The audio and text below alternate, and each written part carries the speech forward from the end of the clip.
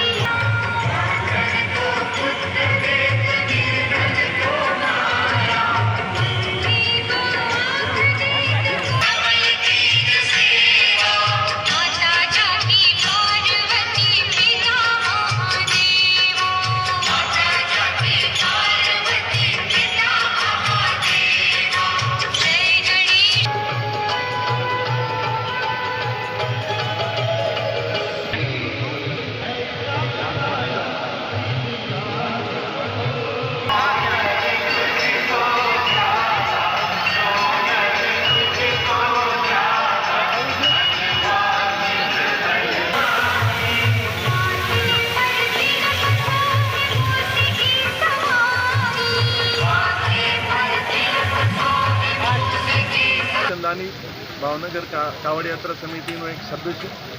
આજે શ્રાવણના સોમવાર નિમિત્તે મા ગંગાની મહાઆરતીનું આયોજન વિવિધ સંસ્થાઓ સાથે મળીને કાવડ યાત્રા દ્વારા કરવામાં આવેલ છે।